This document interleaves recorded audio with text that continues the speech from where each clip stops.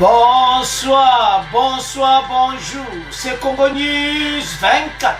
Bande Konanga, comme toujours avant de commencer notre émission, nous disons merci à Dieu. Nous disons merci à nos chers abonnés et téléspectateurs qui nous suivent partout dans le monde et en RDC. Bande Konanga, soyez les bienvenus. L'émission de Bissou, Oyalelo, il y a spécial dimanche. À la une, chers téléspectateurs, on va commencer Bandeko à Kana. Lancement des travaux réhabilitation Bandeko. Fatina frontière, Yemoko na kati à tracteur. Alors à lancer les travaux. Était Angola et les Kasaï Bandeko. Les affaires et Bando. Voilà comment ma solo kitoko. Alors, on est la première partie. Deuxième partie Bandeko Yini. Héritage très fort de Mobutu. Bandeko, o atikela ki ba congolais, o lelo ezali sûreté, unité du pays, civisme, fierté nationale. Biloko bisato toyoka historien, a ko expliquer ngo au départ à Mobutu. Tozali suna unité ambokati. Civisme zate et puis fierté nationale zate. Ezaya ko inda et si indi na émission. Deuxième point chez téléspectateurs. Invasion de la RDC par Ouganda condamnée par la Cour internationale de la justice 325 millions babani kofuta. Bande kwezan ba tranche ba fouti déjà première tranche il y a 65 millions. Alors boko yoka déclaration ezaya ko inda et si yindi na émission. Troisième point chez téléspectateurs, Oezason. La politique de défense des FARDC adoptée maintenant. Makamunyo se babonsaki. Nande to somba arme pa ba chinois, ba russe. Politique de défense maintenant est adoptée. Boya komeka. Kandengo zoye zo zonga mbala moko. FARDC force makasi bandeko. O baloba ke loko moto. Wa to zui na Chine, na Russie. Alors bon comprendre que siko maintenant. Mutu ya komeka yemo akomona makamuna ye. Alors bande konanga tous à la connecter parce que politique de défense est adoptée. Alors toko développer mon émission na biso. Donc eza so chers téléspectateurs émission na biso bandi yesa moninga nyonso ete tango ekoki bande ko to bande émission na biso toko banda directement na Kasai.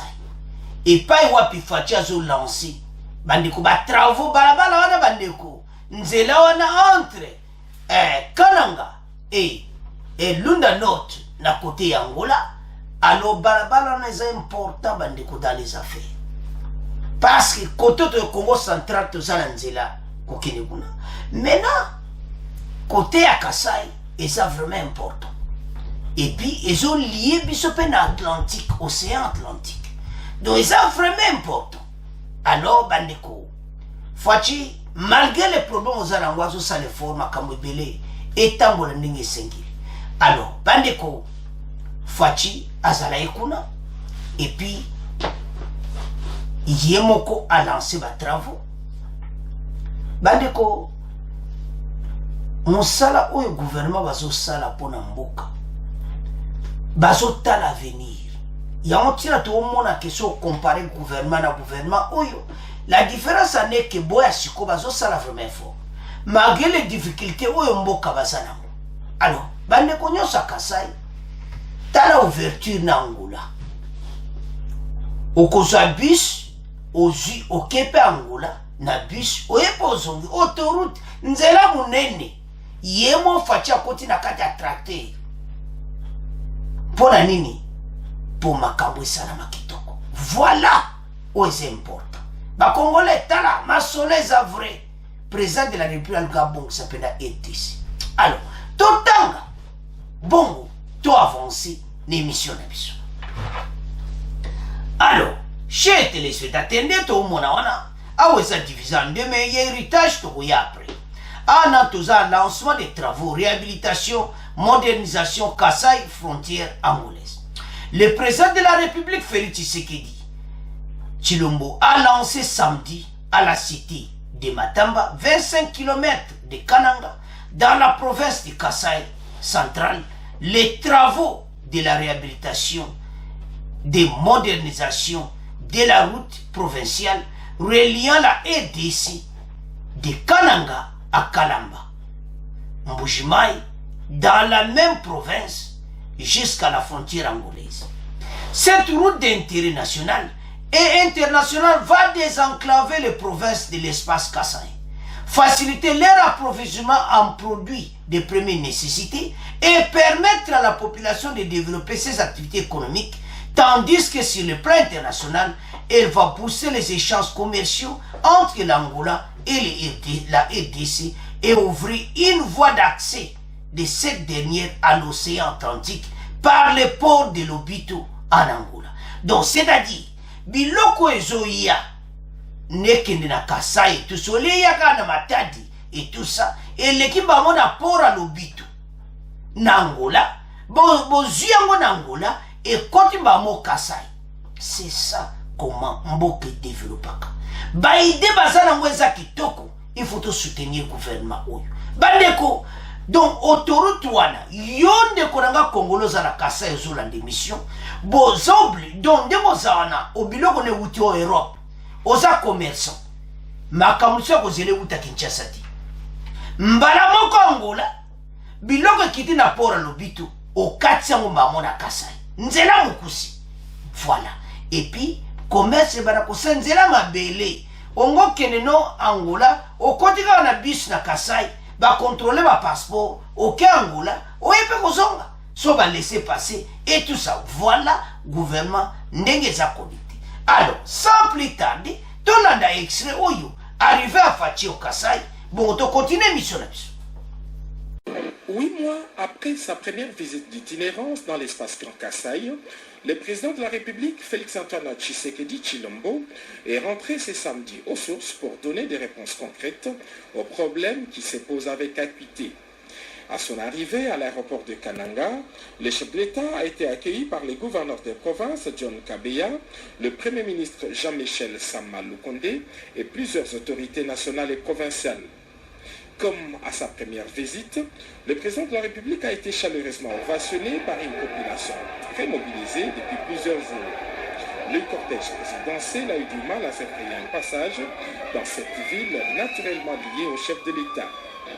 C'est à 10 km du centre-ville que le président de la République, Félix-Antoine Tshisekedi Tshilombo, est venu lancer les travaux de réhabilitation et modernisation de la route Kananga-Kalamba-Mbuji à la frontière angolaise. Longue de 230 km, cette route est d'une importance vitale pour l'espace Grand Kasaï et pour le ministre des ITPR, cette voie routière va connecter Kananga à l'Afrique australe. Chers téléspectateurs, nous avons suivi le président de la République, Bandeko na Kasaï. Yemoko a lancé des travaux. Bandeko tala. Oyebiso limbo kana olinka ke développer. Toujours sango chaque fois. Gouvernement oyo baza parfaiti, baza pena berere na bango. Mais lors dans sa différence na gouvernement eleki, oyo bazo sa l'effort. Tala président de la République yemoko. A konti même na tracteur. Abanzele banda, balabala oyo mbala moko Angola oh. Congolais o avana kana Kasai. Alingazwa biloko na ye. Mbala moko. Et ça coup direct. Au lieu que ça la transaction ya ba Tanzanie, bande ulibozo mwa biloko legano na Tanzanie po ekota Kalemi Lubumbashi après Kirkuna. Siko eza subongote. Mbala moko. Angola, Kasai, autoroute monene. Et puis toza na accès na Atlantique. Pour à Lobito ya Angola, tozwa biloko et wuti directement na port et yembala mongo na Kasai. Voilà oyo développement ya mboka. Bande ko balabala wana kako turu duamba osala entre Kasai na Angola. Bande ko eko ide batebele na les affaires. Ba commerçant. Batu bandaki na Angola ko sa les affaires. A kotika na bis na Angola o pe ekozonga. Voilà eloko tozoloba que gouvernement oyo bazosala effort malgré les difficultés tozoloba ngo mbala mbala bandeko baza kobunda mpo na mboka tolobi te ke baza parfait oyo elekaki bazalaki na bavrai baidi bandeko toyebisa bino na émission moko ke baprojet ebele faci akuti ezalaki ya PPRD ebele PPRD ye moko abanda yango toyebisa ngo tout autour ya ex-président Kabila azalaki na bato mayele ozomonaka makambo eke papa efrene papa avancement pene ezalaki te bobo comprendre ka na ato ana dossier sikoyo lunda note en direct kakananga ozwi kaka bus balabala bu ozwi mutuka na yo biloko no ye na pora lobito mbala moko kasa les affaires ebandi voilà comment EDC ezofungwama bo comprendre ke sikoyo côté à est pe sikoyo ba groupe armé makambo sili ba Uganda ba pays wana tout ba Soudan ba pays tout wana ba Tanzanie ba nzele comme ka boulevard donc makambo tout ba groupe armé baza shooter mboke bongi ya ontina bazolinga biso mboke bonga te mais baza na bango maeli. La politique de défense a été adoptée au Conseil des ministres. Et ça y a koyinda, donc biloko minena ba russe na ya ba chinois, ils ont défendre le territoire. Mais voilà pour asuka, toliko bebisa ngo tezo na pour. Pour mboka pena bazo se préparer. Pour ba défendre le territoire na biso. FARDC, félicitations la politique de défense. Mais tezo na pour. Alors, maintenant Fachi ataliete. Côté wana nyoso sempe enclavé, il faut désenclaver côté wana nyoso. Et un accès dans l'océan Atlantique. À mon qu'il faut que ça là entre Angola et Kasaï et faciliter peuple nabiso basale les affaires. Voilà. Makama kitoko fatia yeli bande kwa Kasaï. Espar dire Kasaï mena bokomi mena na frontière na Angola polele balabala munene odika laisser passer yo anu lekinzela oke Angola so biloko zongi so pe biloko wuti Europe Océan Atlantique, au pôle Bito et comme Nakananga. Alors, bande konanga, c'est à ce point, to tiki parti oyo, to komo kende, na oye yindi, oye bomimboka. Ah, Mobutu seko. Maréchal, to kobosa na été na likamoko très important. Ba Congolais to cancel l'émission lelo. Boko yoka historien. Alobi Maréchal atiki biso makamisatu. Unité du pays, civisme, bandeko, batubaka wana tetozabo moko. Wana eza numéro 1. Bandeko, tamazo bango, ozo kapenaki, eza vraiment important. Unité nationale. 1. 2. Civisme. Et puis 3. Fierté à cause de la Congolais. Les rois tozaki bazayo. Donc, biloko amisatu. Mobutu sese kwa tike libiso yango. Atiki biso de mboka oyo ezala pas comme les autres. Tokobosa nete nango. Tolobi te ke makamusu ezaki bien. Mais wana misatu ya onde eze émission lelo. Ete tokozwa ngo lisusu te. Toyebi te kai kozonga. Mais président Fachi azosala effort. Ba Congolais tozala bomoko. Wana lokolo ya Mobutu. Soki leo tozongi pena ini. Mutema mabe atolongoli yango. Mboki bongi. Toko yoka historien. Akoloba sur comment ex-président ya République du Zaïre, le maréchal Mobutu Sese Seko a sangsaki ba Congolais. Ekolobo moko. Toko bosa na mote. Tanga lo ekolobo moko. Ayebaki. L'unité nationale. Civisme. Patriotisme. La fierté d'être congolais. Yango biso tozo makila yango wana ya patriotisme. Olinga mboka na yo. Koma yo congolais, okomo yina mboka na yo. obosani Mobutu makambo ayebisa biso. Mobutu aloba na biso nyonso makambo ebele oto okubunda nango lelo Mobutu aloba malgré makambo mosusu ezali pena bien te, mais Mobutu atikela biso makambo ane kotala tolobaka makambo ya kitoko ya mabe toyebi elobama, me ya kitoko ta tozoloba esalaka vrai. Oyo kapene oyo kaka unité nationale okene kuna na Kivu, il n'y a pas de problème.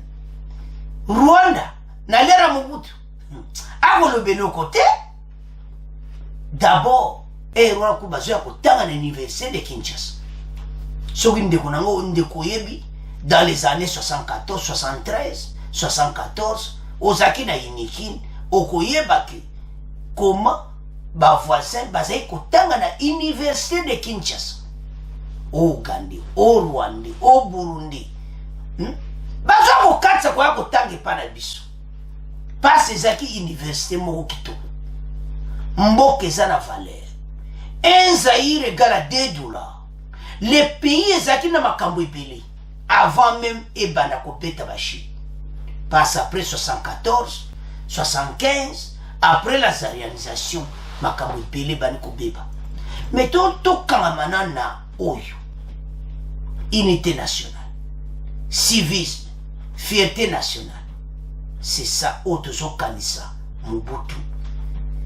Depuis le 7 septembre, il y a cela 25 ans, que Atika Kibisu, na Maroc, mais EDC, Tobosa na été, na Makambwana Misato.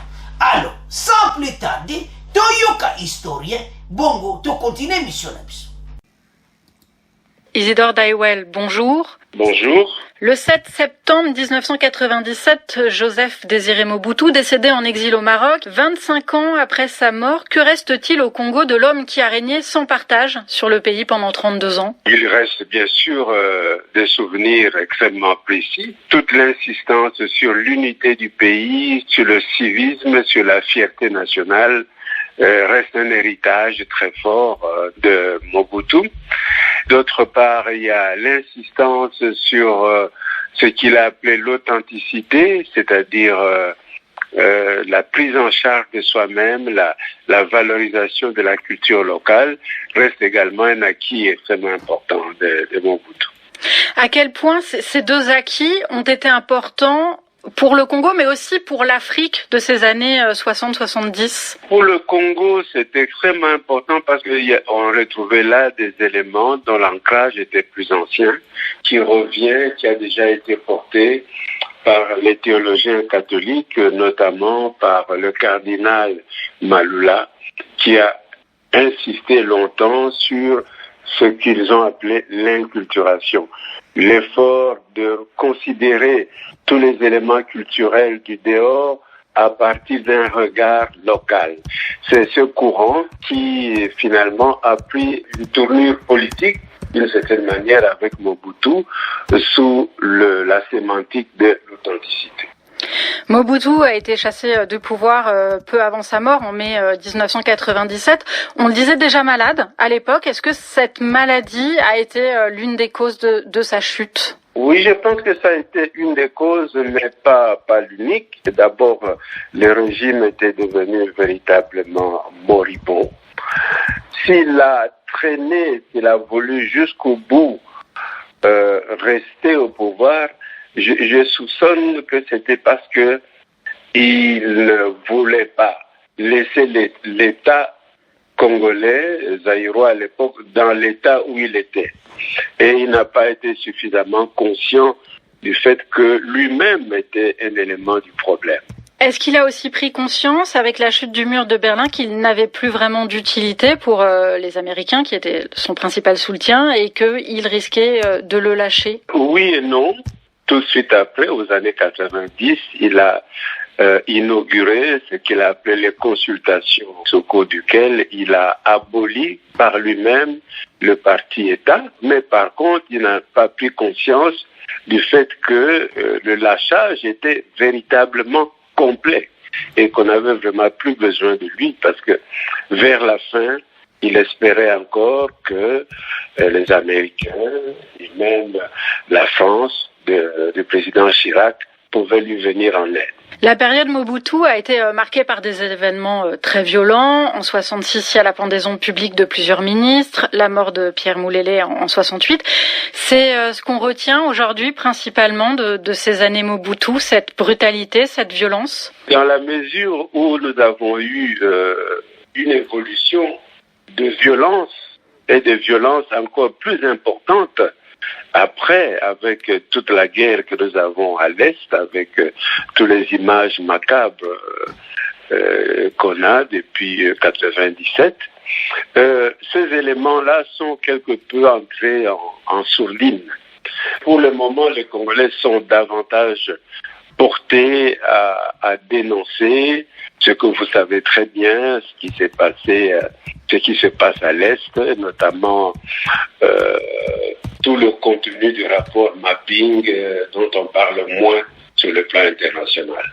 25 ans après sa mort, finalement, qu'est-ce que les Congolais retiennent de Mobutu? De quoi on a parlé ce 7 septembre 2022 lors des 25 ans de son décès? Sur l'anniversaire, on a très peu évoqué le fait de sa disparition 25 ans après, encore que le chef de l'État Tshisekedi ait envoyé une délégation au Maroc et qu'on ait reparlé au niveau des médias de la nécessité de rapatrier son corps.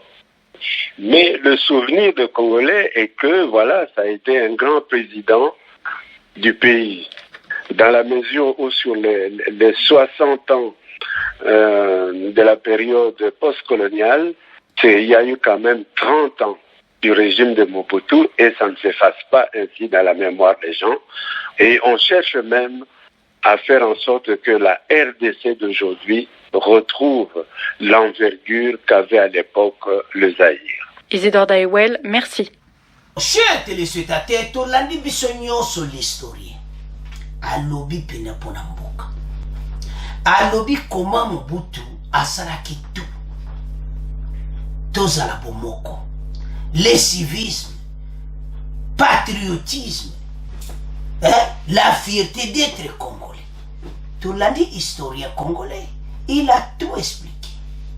Bandeko eza makambo moko akusakana te, parce que makambo oyo yasali pona biso eza akusakana te. Le président de la République, il y a 25 ans, cette semaine, que le président Mobutu, le 7 septembre 2022, Joseph Désiré, décédé au Maroc, où il était depuis quelques mois en exil. L'ancien président, qui s'appelait donc à l'époque des Zaïre, avait été chassé du pouvoir quelques mois auparavant, après 32 ans à la tête du pays. Une période sombre de l'histoire du Congo, marquée par un déclin économique, mais aussi une véritable brutalité. Un quart de siècle après sa disparition, reste-t-il au Congo de celui qui s'était autoproclamé maréchal? Élément de réponse avec Isidore Nda, moi, historien congolais, au micro, il y a ba français, bandeko, batunaki ba question. Donc, ba français, batunaki ba question, na makambo oyo. Donc, ce qui est aux là, chers téléspectateurs, Mobutu alingaki mboka na ye. Mboka ekomaki na niveau moko donc mawa. Mais, maréchal alingaki mboka oyo. Un quart de siècle, atikaki mboka oyo. Mais après, ozomona ki Mobutu vraiment atiki biso oyo tokobosana te. Elongi tokobosana ye te. D'abord, unité nationale. Et puis, fierté à cause de la Congolais, civisme, yango, makambo, oyo, atike la kibiso, bandeko. Mobutu, alingaki mboka na ye. Mais omonika ki, sokozotala makambo oyo, okomona ki, ezosala mawa mais alingaki mboka alingaki vraiment RDC mais makambo tokutani nango après départ na ye ekomi balor biso nyonso tolandi Isidore Ndawi historien congolais. Alors historien congolais ameki ko développer biso makambo nyonso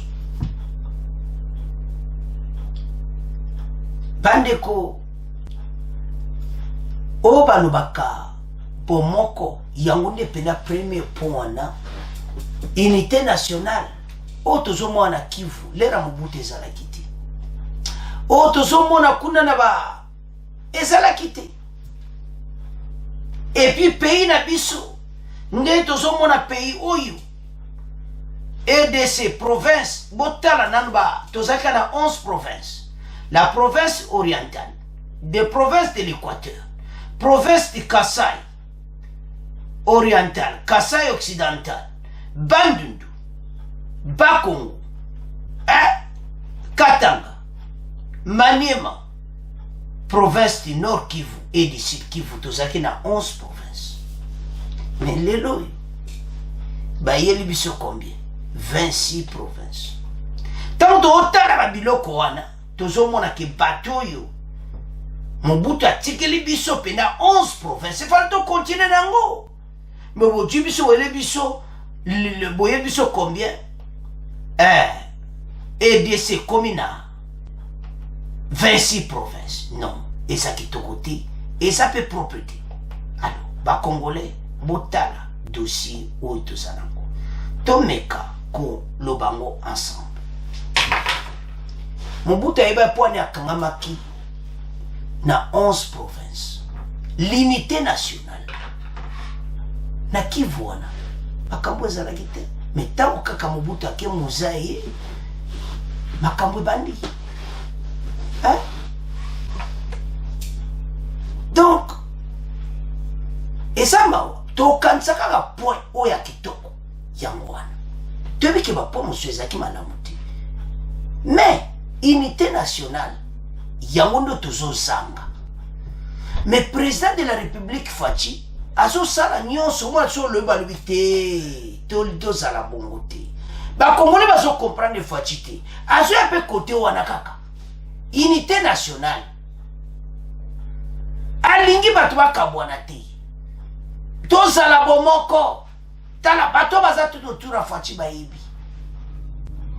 Mais oya Mobutu wana eza numéro 1 ti lelo na tokomi place wana te tozala clair toyebi te de Fachi même ce sont tokokoma mais na tokomi na unité nationale te mboka eza divisé na ndenge moko moyina koti na kati ba Rwanda ba koti na kati batutu ba koti na kati mboka eza kopanza ba congolais tokanisa unité nationale Mobutu atikela biso tokanisa lero Mobutu abatela kimboka tokanisa lero Mobutu azolo bekolo bo moko tukolonga este wana mais tuzo senga na bakonzi bozong c'est la biso 11 provinces wana 26 provinces ezeba bula balkanisation to sepera nangote so tuni wole bo sala kaka au référendum ke ba congolais balingi 11 ou 26 ba congolais ba ko signer mbala mo 11 provinces moko ndena zone ba bango tout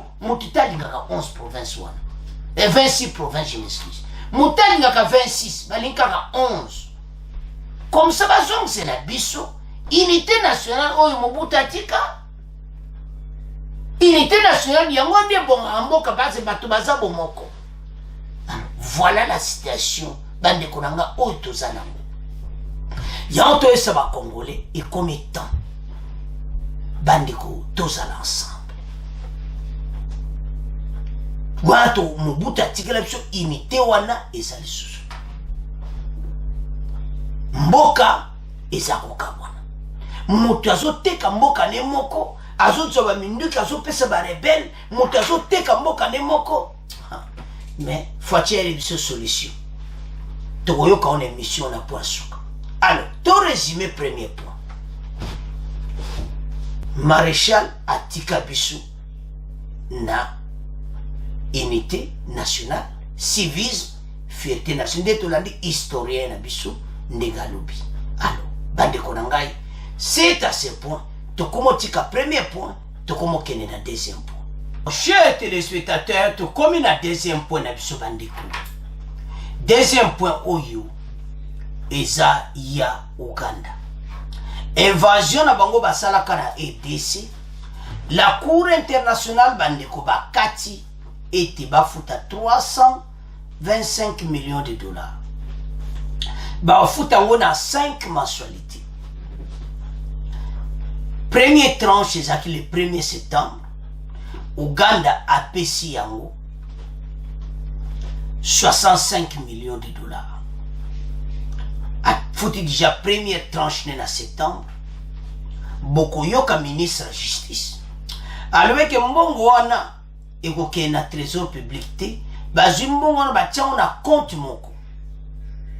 Il faut ba réparer makambo wana nyonso bato bazwi ba problème wana na Kisangani. Mais basi société civile déjà zofungola misu likola mbongo wana. Parce que bate bere ba perdre ba vie na mona guerre wana à 6 jours à Kisangani. Alors, maintenant invasion ya Uganda et indeli bango ba rapidité ko futa chèque mbango 65 millions ba futi première partie, c'est-à-dire chaque année pendant 5 ans. Bah aussi ça 325 millions de dollars. Déjà mbongo liboso yé, alors ba mona kete bazwa mbongo wana batia na caisse moko. Na conseil des ministres Maman Rose Mutombo a qui parole, beaucoup yoka reportage nango, ete mbongo wana eko kende na ba oyo nyonso ba zwaki ba situation. Alors, Uganda azana kati ya ba force wana oyo ya na APC. Ye déjà zakana APC. Koya na ye d'abord même na kambwa ADF oyo peuple a boudaki. Ti siko peuple a so boudeka. Babiloka ngo yangoyo tina nini bazali ko boudé makabango yango te. Andimi ka salaki mabe.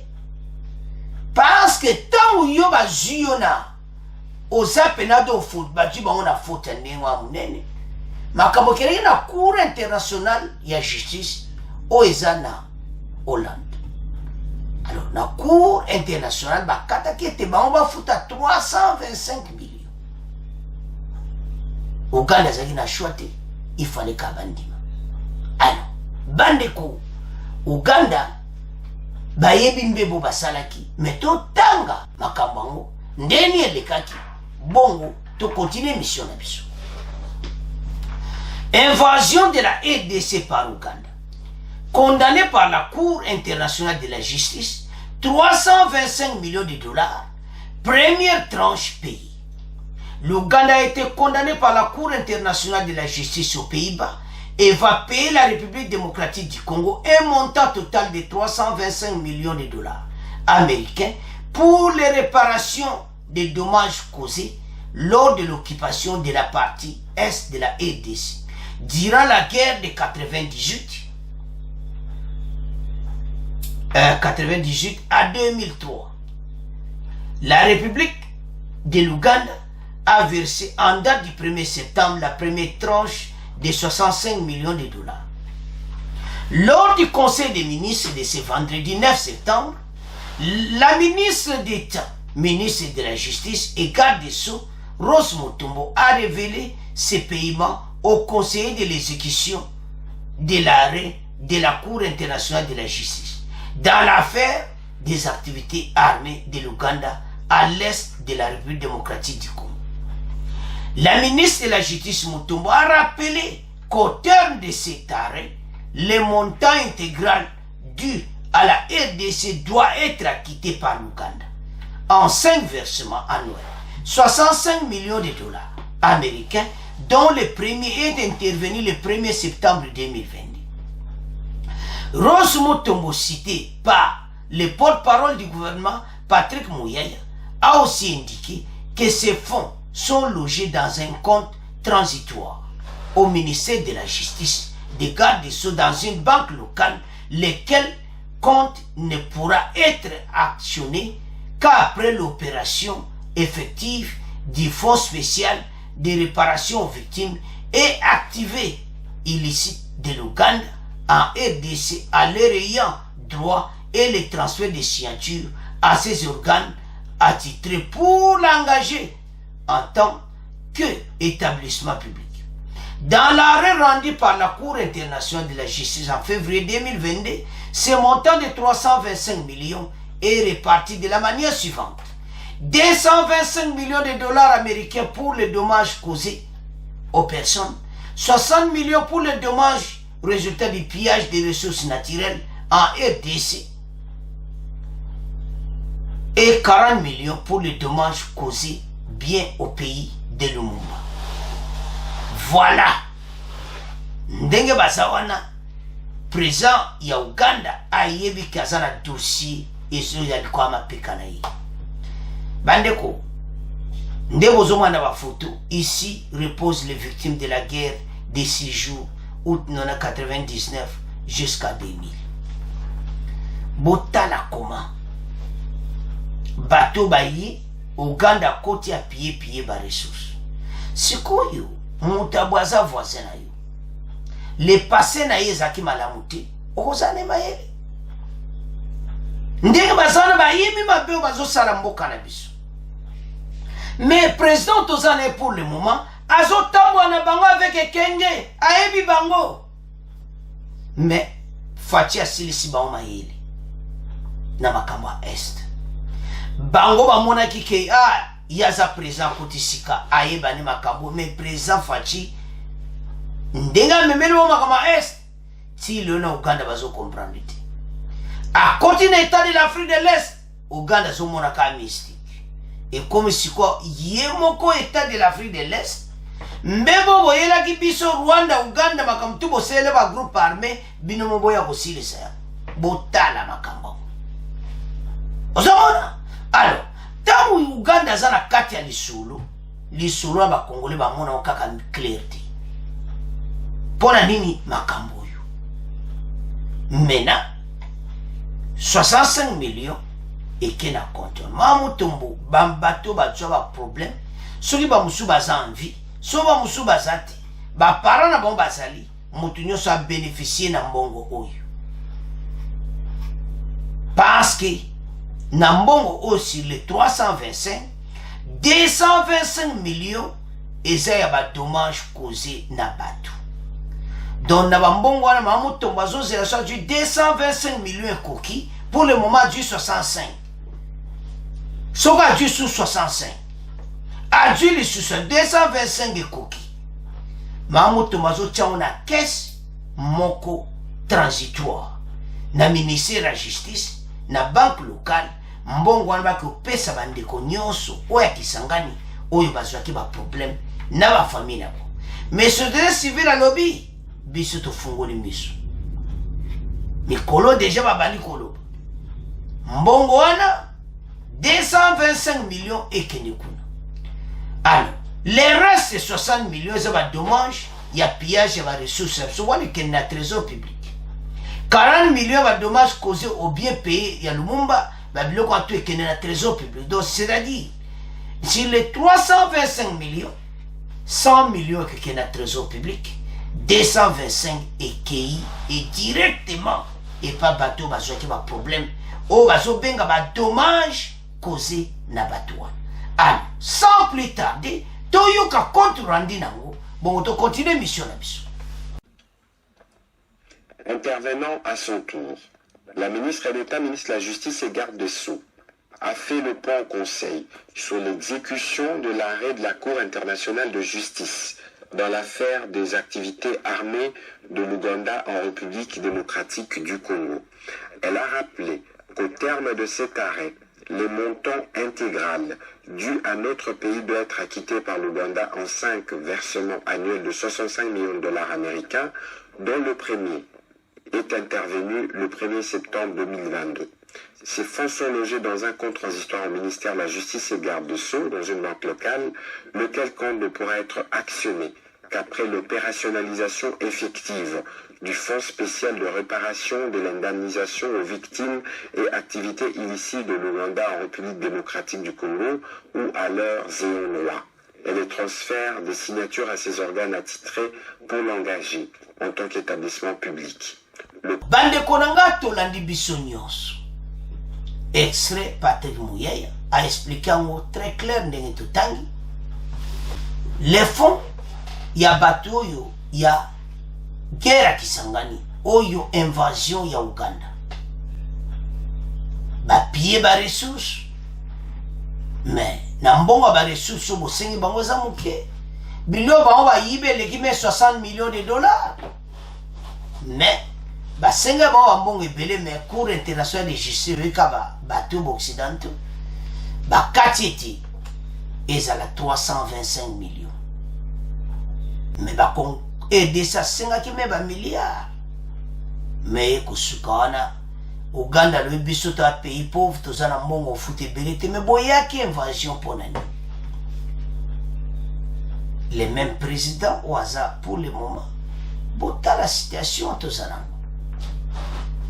pays qu'on continue boyete. Baye ba envahir Mokanabisu. Ba seme ba atrocité na Mokanabisu. Ouganda a quoi assumer ma responsabilité n'est pas indemnisé. Alors les montants bande konangai et ça il y a 325 millions 225 millions de dollars et aucun de paye à ba congolais au bazwa qui va proba dommage na bango bateau tout oyo musuba perda bandeko ba dégué salama. Alors 225 millions, Mamuto Malobazo tient on a caisse mon transitoire, na compte, na banque mon local. Ce qui m'bon gagne sur 225 coquilles, parce que Ouganda zopé ça par tranche. Le 1er septembre 2023, à P665. 65, ti au période de 5 ans à 6 millions. Mais, il fallait bien insister à foutre encore un balamoko. Alors, bandeko ba voisin bazana histoire. Na makambo ezomona clairement que baza bateau Dieu basi basala ndeba. Tant to coopérer na bango, gouvernement za la maïli. Parce ba congolais, baza pena ko sepelati la présence ougandaise. Na kati ya masula est. Mais gouvernement monique atambola na bango. Ezala malam.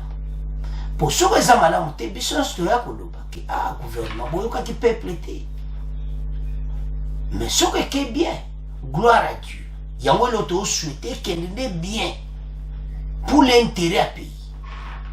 Est-ce que ça l'a pacifié totalement? Peuple wana a séparé quand même. Parce que le peuple en a souffert. T'as même un dédommagement, bon. Mais le peuple en a payé prix. Pas souffrir. Na kati ya problème na situation ndenge na ndenge ndeko na ngai mboka na biso ewuti musika na situation ndenge na ndenge mais toyebi ete tango ekokoka likambo na tanamo tala gouvernement so wanozo mayele tozoya na poasuka la politique de défense mboka il faut défendre le territoire na yi na libundela makasi ah FARDC bendele koyate yango jamais ba congolais ta biso so bendele koyate mais tozo ya na point masoro kitoko la politique de défense. Alors bande otolandi Patrick Mouyaya il a expliqué que la ministre d'État, ministre de la Justice Rose Mutombo a dit mbongo wana atia na caisse moko transitoire pour azani dete mbongo wana tango ekoka 225 millions basunga bandeko pona dommage oyo Uganda asofuti pona bango guerre oyo makamoto esalama kuna ezaki malamuti na mbongo wani susu 225 et baksami 100 millions et sali 325 100 millions 60 millions eza pillage ya ba ressources na biso bazai ko yiba ba or na ndinga mokete baza ko timola pena bazokena. Ce qui se passe même pour le sikoba na maele Voilà l'histoire ya bato. To bazaba voisin moko. Le coup la EDC maintenant du politique de défense est adopté. Bango va vivre. Alors, maintenant, Ouganda a sali biso makambo. Sikoyo azape na makambo oya EAC à l'est. Ba Congolais bazana confiance na bango te. Biso nyos tozana confiance à Ouganda te. Parce que le passé sur le bela biso mingi. To tangi wana. To landi be exile wana. Tu veux comprendre que basala pena mabi. Yango baza condamné à payer 325 millions de dollars pour la dommage. Nyonso wana na bamba minéraux ba piyaki na ba dégâts causés na EDC. Voilà dossier Uganda maintenant. Et s'il y passe ba komi ko futa nyongo na mo parce que voilà so futite, ozana problème. C'est la Cour internationale de la justice. Oyo eza moko section ya ONU o soki les deux pays bozali kambozo wela boyo kanati ali bango ba kotia. Bandeko, voilà la situation. Ndenge zali. Donc mes sociétés civiles à Kisangani. Le bambongo wana peuple azwa. To boy oye sali boy, to yebite soki gouvernement ko era 2023. Tu as vu que le ministre de la Justice a peut-être monté mususu. Mais qu'est-ce wana il faut que balande la mbongo wana bien. Et puis ba compter mon kolango ba ko bimisa wana caisse que ça pena 225 millions de dollars. C'est ça. Oyo reportage to lundi na conseil des ministres ou le cas qui vendredi ba confirma que était maintenant tout première tranche il y a 65 millions de dollars et tira le reste pendant 5 ans chaque année ba ko futa 65 millions de dollars. Alors, bande konanga, c'est à ce point, tu dis deuxième point, tu moques la troisième point. Donc, chers téléspectateurs, tu comme na point na biso ya suka bandeko. Bandeko, o balubaka e hindi. La politique de défense de la EDC a été adoptée ce vendredi. Bandeko, mboka na biso, makambo bele tozaki na retard. Mais gouvernement fungoli miso. Russe minduki. Chine minduki. Makamu penza ezokende propre. FARDC a adopté politique de défense de nos frontières, l'intégrité territoriale. C'est-à-dire biloko na pene telemi. Yotanga ko mekokuta nango zongi. Bibunde la sika. Ba voisin de bazawa na maye le silibango. Bazoye bandeni bako utiliser ba ressources wana. Biloko oyo basombi. Toko yoka rapport à ministre de la Défense. Comment cela a été adopté? La politique de défense de nos territoires. Mboke zalaki mawa. Uganda ya kote ya bina kei. Uganda ya kote ya bina kei. Soudan ya kote boya de susu. La politique de défense est adoptée. La frontière absolue comme blindé ko sakanati. Tant bazo blindé la frontière, politique de défense. Ba voisin maye le sili bango. Ba aventure tout ça na EDC sili. Parce que le gouvernement il vous comprendre. Il y a un tina bazo réformer armée. Mais bon qui était faut toi ça là toi adopter une loi, il y a projet, il y a la politique de défense. Donc projet wana est adopté. Pour équiper FARDC dans matériel moko moderne. Alors cela a été adopté. Maintenant FARDC masolo et ce qui est bien. Maintenant la politique de défense mboka pena ba fansi makamba bien na ba frontière. Monguna kota ta ko denda suna EDC te pindenge yo continuer et ko continuer ti me ko lekuya. Ba voisin ba bini mingi. Uganda ya bini aki. Oh si Soudan yo incursion baki. Rwanda plusieurs incursions. Oh bazaki sur le sol congolais. Elle est le sous. Peut-être vous connaissez, peut-être vous ne connaissez pas. Déjà, faire des assassins, corps militaire na Orient, pour bango basa direct. Makamu kitoko evanda bibundi la makasi evanda na kati na frontière na biso. Tokotiela no bogoyoka. Comment la politique de défense a été adoptée? Prévention, il y a union sur les akoya. C'est-à-dire prévention, ceux qui vont me balancer missile, et y pan et zongeli bango. Donc tout est à prévoir. Donc on doit toujours prévoir tout. Frontière qu'on la blender. Force, si vous comprendre. Gouvernement qui force est assez bassa dans wana. Fa de se yemonde ya kukomba. Aya ko silisa masona ngona biloko to ya sanité. Oyo EAC biloko tout ba tiki tiki ale fa de se yemo ya kusukula. Na opération ba grande envergure. Et pour le moment, EAC besoin de masona. Maintenant la politique est adoptée, tu dois comprendre pourquoi armée rwandaise M23 va beaucoup avancer, va subikana bunakana. Pourquoi va avancer tina gomati? Point d'interrogation. Bah on va voir qui c'est les faits. To la naga mikola tu baza ko attaquer FARDC attaquer. La politique de défense. Et ça ya koinda et si yini tabandeko. So bozana biloko ane telema boya. Combien kate? Bandeko ba attaquer mboka o ezana richesse.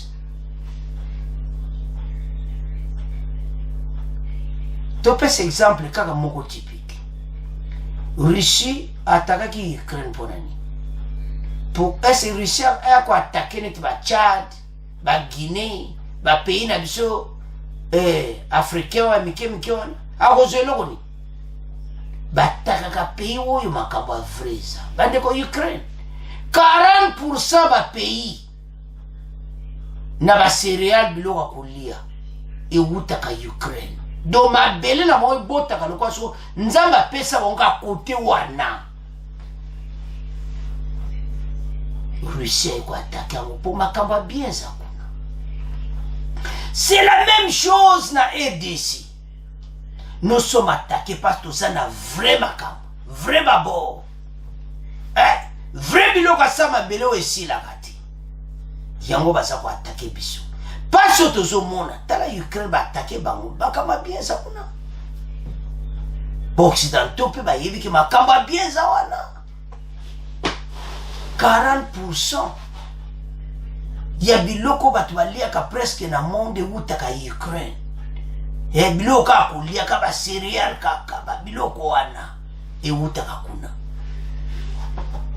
Donc ba bele do biloko e do ba moni ya ba kama bien ngo ya mwana. Omoni bazo ba équipe Russie a le non awa pena makambo biloko photo attaque. Mais so boya le ka bien te bako yate. Problème na biso to sala ngo yango wana. J'ai donné seulement un exemple. Mais na biso to sala problème.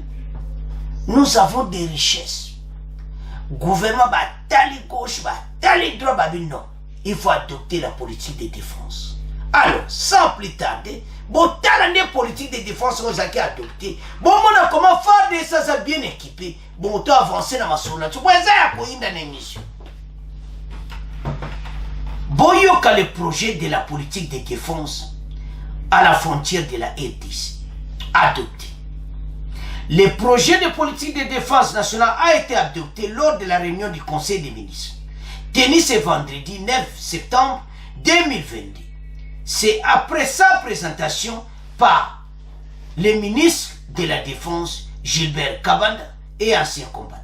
D'après la source précitée, le ministre de la Défense nationale et ancien combattant a précisé que les lois et textes réglementaires de la défense des forces armées de la République démocratique du Congo, Bandeko,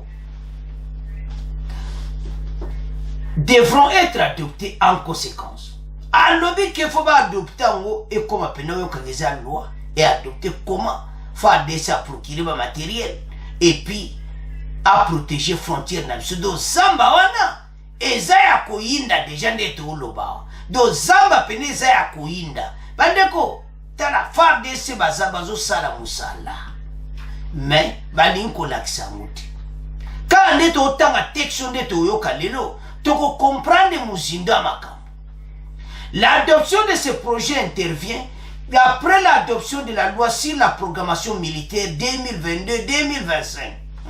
Ah, réformation à partir de 2025, comme appelé aux grandes puissances du monde. Toujours par le gouvernement de la République démocratique du Congo. La loi de programmation militaire est une loi financière pluriannuelle qui fixe les échéances de crédit de paiement relatifs aux dépenses. Très bien. Aux dépenses d'équipement et de développement des forces armées. Et ça et si il y a des chinois où était les miwana. Déjà la kataïr de ce masolo kito.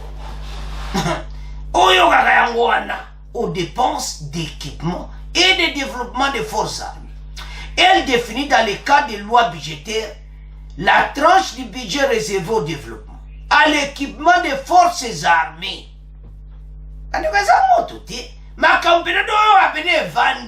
Donc, Zambawana, frontière Uganda, Rwanda, déjà Zaya Kouinda.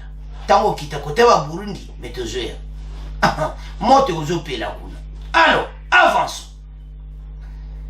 Elle détermine les séquences et le rythme des opérations ou des achats à effectuer pour atteindre des objectifs précis des forces armées. C'est-à-dire, il faut pas sombre na loi wana onyoso fa de sa sengaki il faut assoyer yango parce que comme une loi adoptée na conseil des ministres et zaya koinda et si hindi. Ces outils s'inscrivent dans la logique s'inscrivent dans la logique des efforts du gouvernement pour faire face à la situation sécuritaire instable dans la partie Est, c'est-à-dire partie Est soit déjà Ezaya Kouinda. Depuis plus de 2 décennies déjà, Tozo Nyo Komakuna. Il fallait politique de défense et ça. Cette partie du pays est dominée par des groupes armés locaux tout comme étrangers. Ezaya Kouinda, si vous yoka adoption nango, bongo, to développer mon émission parce que babi bundelo bozo mona wana déjà masolo kito. Projet de politique de défense de la République démocratique du Congo. Le ministre de la Défense nationale et ancien combattant a présenté au Conseil le projet de politique de défense de la République démocratique du Congo. Il a indiqué que ce document reprend les grandes options et principes politiques, stratégiques et militaires en vue d'assurer la défense de notre pays. Il établit aussi les piliers majeurs sur lequel sera ensuite défini et bâti le tronc organisationnel et fonctionnel de notre armée. La mise en œuvre de la politique de défense devra se faire dans un cadre logique des 6 fonctions stratégiques classiques, à savoir la connaissance, la prévention, l'anticipation, la dissuasion, la protection et l'intervention. Des passerelles fonctionnelles, permanentes, formelles, devront être établies entre la défense militaire et la défense civile en vue d'une défense globale performante.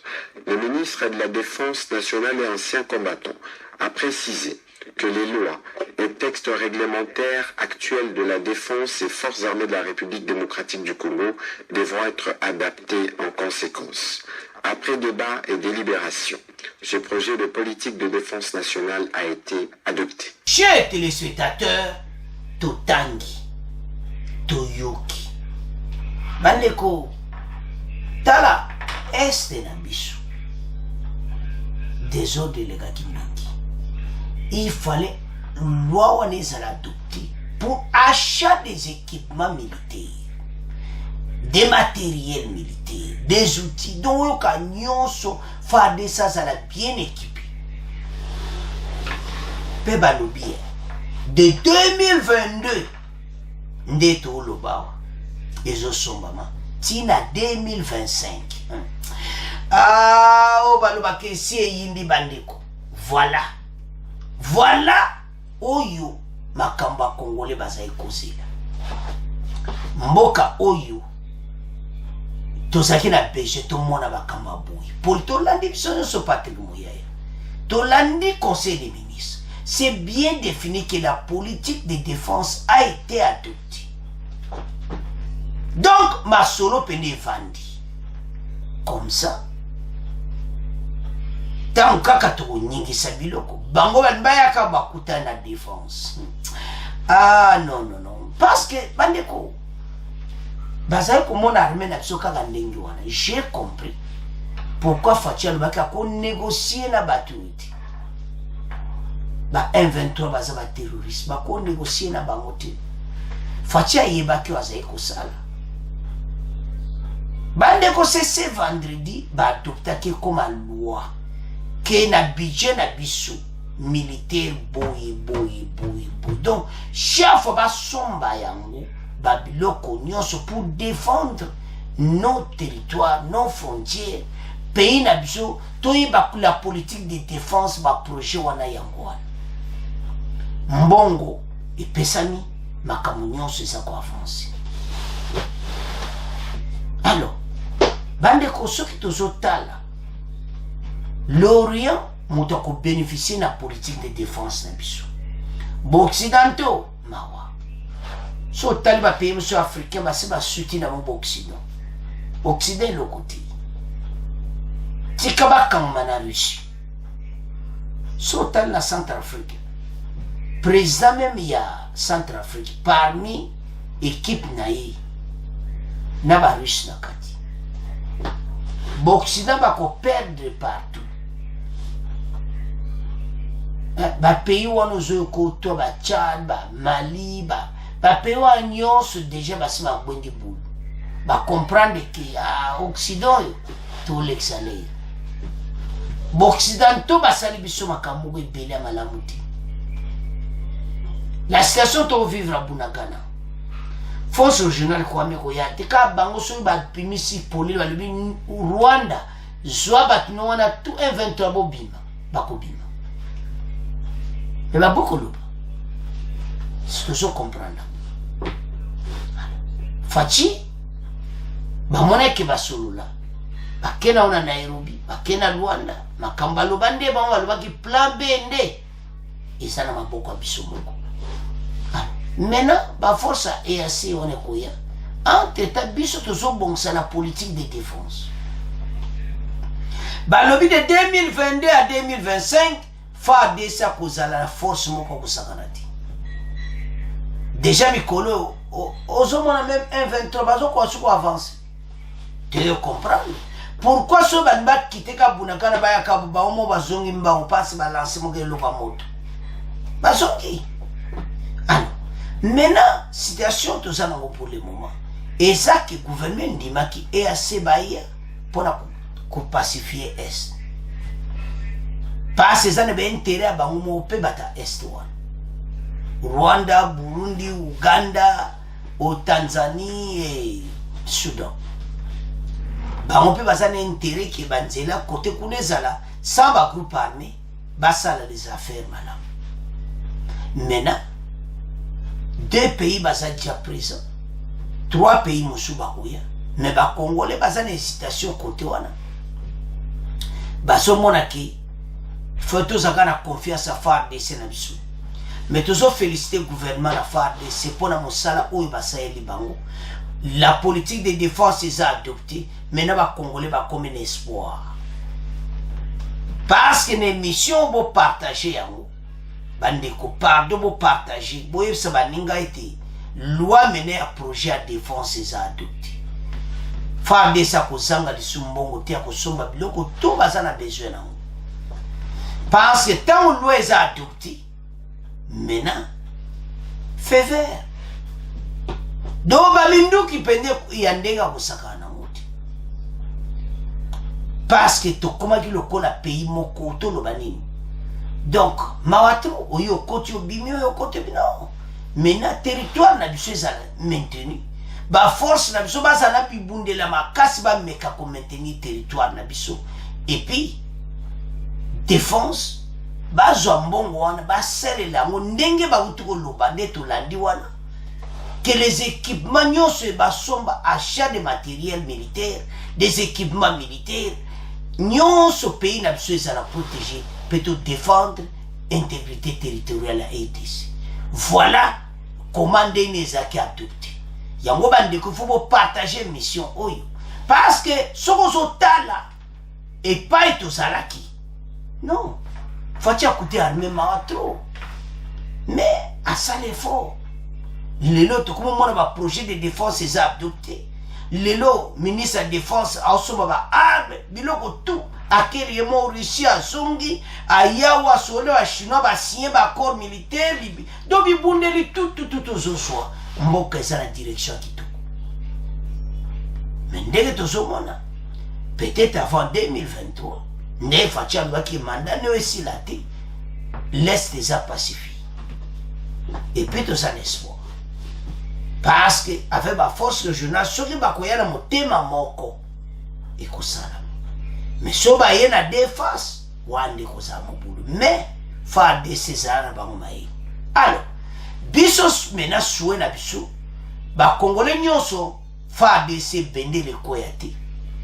Biso nyonso tozala sima faire des. Alors, bande konanga, c'est à ce point de comment clôturer mission na biso. Bon, continuez à s'abonner massivement. Bon, partager mission Oyo. Et la politique de défense maintenant est adoptée. Alors, merci dans vos commentaires. Au revoir. À la prochaine.